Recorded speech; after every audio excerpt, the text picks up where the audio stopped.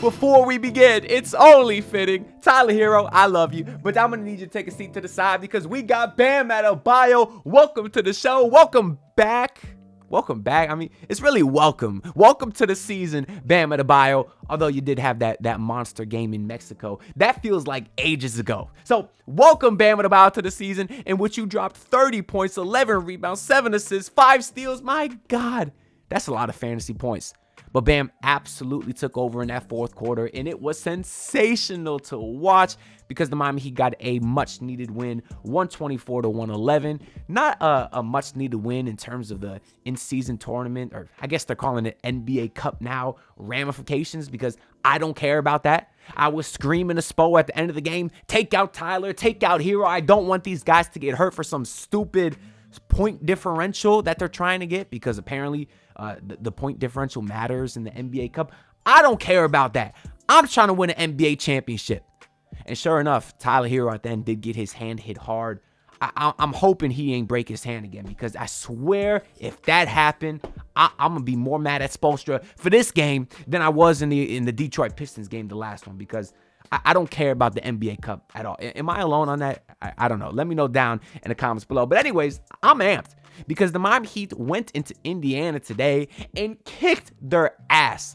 They dominated in a place that historically they've had a lot of trouble winning in, and I'm hyped because I hate that Pacers team. Not that I hate the guys on the team. I mean, Halliburton and Siakam are likable, but this rivalry goes back ages to the David West and Danny Granger and, of course, Paul George days and that trash can Roy Hibbert. I was going to say can't forget him, but you can, because the boy's like some random YouTuber now. Who am I to rag on YouTubers? I can't do that because I'll try to do the same thing that he's doing. Anyway, shout out Roy Hibbert. Let's collab sometime. That's crazy. How am I going to hate the man, call him a trash can, then glaze him? That's wild. Anyways, the Miami Heat got a very fun win today. They started the game off relatively well. They were pretty much double digits in the second quarter, but I think the Pacers ended up closing it to 6 at the half. I was a little annoyed with Terry Rozier in the first quarter because I made a video yesterday basically telling Heat fans that lay off Terry a little bit. You know, he's a streaky player. He's had a bad few games in a row. I think he's going to bounce back. And I'm sitting here, thinking, okay, if he bounces back today, I'm going to look pretty good. Because most of the comments in that video were telling me to relax. Like, they didn't agree with me. They're ready to move on from Terry. But no, he was pretty frustrating today. I remember the Heat were up early, like 6-2. And then the Pacers banked in a 3. And then Terry threw a terrible, lazy inbounds pass right to Tyrese Halliburton, who then cast a 3. And the Pacers were able to take the lead right away. And then Terry took an awful step back long 2 with a toe on the line that he made. And then he forced a terrible shot the next play because I guess he thought he deserved a heat check after making a terrible long 2.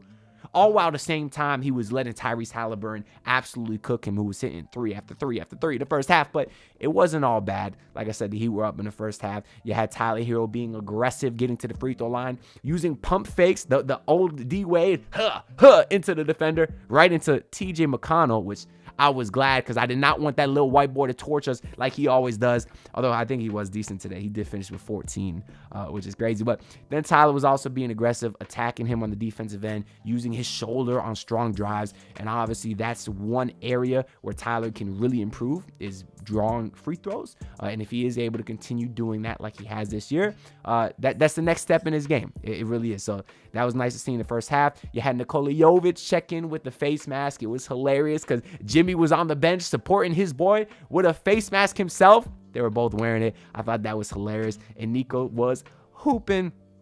You also got a lot of good Hayward Highsmith, Jaime Jaquez as well. My boy Jaime Jaquez Jr. was doing the footwork. And y'all know I got a foot fetish for the footwork. He was making that boy Obi Toppin look silly. He was out there making Miles Turner look silly with the spin moves and the fades and the pump fakes. Y'all know I love my boy Jaime Jaquez Jr., so shout out to him. It was really the young guys that carried in that first half, where the Heat were up 6 going into the third quarter, where I'm thinking that the Heat are about to get trampled because they had such a great first half. I'm not gonna lie, I threw a decent amount of money on the anonymous player prop betting app that doesn't sponsor me, so I will not say their name. But I threw a decent amount of money on the Pacers to win the third quarter because I expected a third quarter. Can you blame me? No. Can you thank me? Yes, because as soon as I placed that bet, Kevin Love, of all people, ruined my bet by going on a 13-0 personal run. He had a couple of layups, including a fast break transition lay in which he played the passing lanes and got the steal. In the year 2024, I'm stunned. And then he also hit back-to-back threes, and it was awesome. And really, the Heat got up 22, but I believe the Pacers closed it to 13 to start the fourth quarter. But the Heat never really looked back because to start that fourth quarter, Bam Adebayo absolutely took over, was attacking the paint, was hitting the mid-range. His confidence was at an all-time high for this season. And as a Heat fan, it made me so happy to see because Miles Turner is a good defender. The Pacers team, they got some good defenders, although they're high-paced and not one of the better defensive teams. We know what kind of rim returns a guy like Myers Leonard is. But to see Bam Adebayo say, okay, Myers, you're going to play inside the paint, or Miles, you're going to play inside the paint. Let me stretch you out to the three-point line. That's what we've been asking for all season. That's what Bam did today.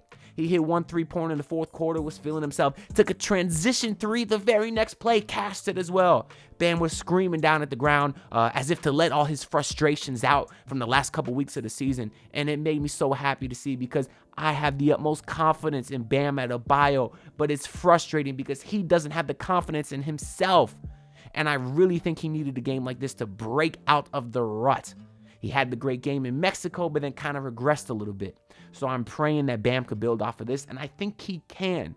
He just needs to stay aggressive like he was tonight, and it made me super happy to see. Because on a lot of these bigger centers, like we saw Sabonis earlier, and Jusuf Nurkic, and Rudy Gobert, Bam was scared to take that shot when those centers were playing drop coverage. Today, he did that on Miles Turner, and it really made sure the Pacers did not get a chance to come back in this game. So let's go ahead and look at the box score for today, where Haywood Highsmith finished with 14 on 6 of 6 shooting. Mr. Perfect. I was on the spaces today with Royal A. Shepard. Shout out to my guy. Go check him out on Twitter.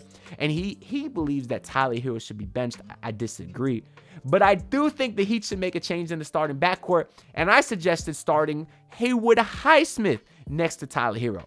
Royal called me crazy, but he's also a liar and a hater. And that was followed today with a 6 of 6 performance from Haywood. The reason I think he continued being great as a starter, even when Jimmy returns, which, by the way, Jimmy was working out, shooting around before the game. He looked well. They said he might be able to play Sunday, but either way, I think a return is on the horizon relatively soon. But I think the defense that Haywood gives you would be such a great complement to the offense that Tyler provides you. And Highsmith is also shooting like 38% from three this year. He was at 39% last year. So he's turned into a very, very reliable shooter, especially as a spacer in the corner. And I do think that could work well as sort of the starting 2 spot, because they keep saying Haywood is too small to play the 4. I agree. So why not put him at the 2? I don't see why. But anyways, Kevin Love today, 15 and 7, 2 assists, 4 steals. You got to feel good for him. Obviously, he was going through a lot of personal issues to start the season. So for him to have a bounce back game like this, it's exciting, man. He's such a great guy. Love when he's able to contribute. Bam Adebayo, we talked about his awesome performance, 10 of 17, super aggressive from him, 8 of 9 from the free throw line. You love to see the attempts. And Tyler Hero today, following up his 40-point performance, he did get you 20 points and 5 assists. The efficiency obviously wasn't great, but he shot the hell out of the ball last game. Obviously, that was going to drop a little bit, but I still love that he was able to contribute, because as long as Tyler can keep playing relatively close to what he has been, this team's got potential to be scary, man. They really, really do. Because you saw, a good Tyler game today. You saw Bam bounce back. Imagine if they can get Jimmy to beat Jimmy on this team the way the guys played tonight. Be a very scary team, man. Terry Rozier, although he wasn't great today, he did only shoot 9 shots again, 4 for 9. One of the things I said last post game is that if Terry's going to keep shooting inefficient, take less shots. Stop taking 16, 17 shots a game. And that has been the case over the last couple games, where I think last game he shot 14 shots, but the few before that he shot like less than 10 shots. So hopefully he can find his groove too. I still believe in him, but I think he's still getting adjusted to being not the main scorer, because he was for such a long time in Charlotte, especially when LaMelo Ball missed all that time due to injury. Terry Rozier was the guy. But off the bench, Kamehameha Jaquez Jr., 10 points, 5 assists, 4-6 overall. Khalil Ware only got a couple minutes early on. I guess Spo didn't like what he see because Ware didn't check back into the game until the last possession, I think, or last couple possessions. But Jay Rich tonight's 2 of 7, Every time he shoots, I think he's missing. Why is he getting run over Pelle Larsson, who didn't check in at all today? I don't know. There's a couple times I'm seeing them kick to Jay Rich wide open in the corner, and he's bricking. And I'm wondering if that was Alec Burks. He's hitting that. I don't get the justification to play Jay Rich over Burks or Pella, but I guess Spo's going to keep rocking with his guy because Jay Rich is his guy. He trusts Jay Rich. He's known Jay Rich for a decade now, so hopefully he can turn it around as well. And Duncan Robinson today was not efficient last game, 2 of 10. He was 2 of 9 today. That wasn't great either. But there is something that should be said about his chemistry with Bam Adebayo. And now when you don't have Jimmy, Duncan's been getting a lot more minutes. And you're seeing a lots of Bam and Duncan on the court together. And they just look great together. They really, really do. Whether they're scoring directly off each other or not. You can tell that the spacing is there for Bam. You can tell Duncan's being used as a playmaker for Bam. That pairing has to get more run together. And then Nikola Jovic today, bouncing back from his broken nose last game, 11.6 rebounds. So he continued his hot play since the Minnesota game, which is the last time that we really, really saw him. But anyways, that's pretty much all I got to say for this video. No one on the Pacers really stood out. They were able to hold Siakam to 14. Halliburton did kind of get going a little bit with 18 and 8. But outside of Obi Toppin scoring 21, a lot of that in garbage time, the Heat did business, man. They took care of business tonight. The unfortunate part is they play the Pacers again next game. I don't particularly like these baseball style series because it makes it almost impossible to win both games. Whenever you play a team twice, you're more likely than not gonna split.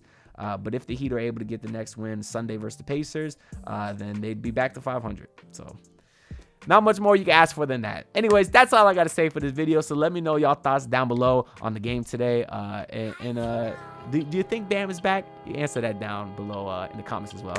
Like the video, subscribe. I'm on the grind. Hit 6K subs. All the support is greatly appreciated. I'll see y'all in the next post game. Let's go Heat. Peace out, everyone. Look, pull up in your city, tryna get that dead face. Do it on my own, I don't need no dead weight. Had to kill him off, yeah, I need a head space. You know this homegrown bitch don't offend me.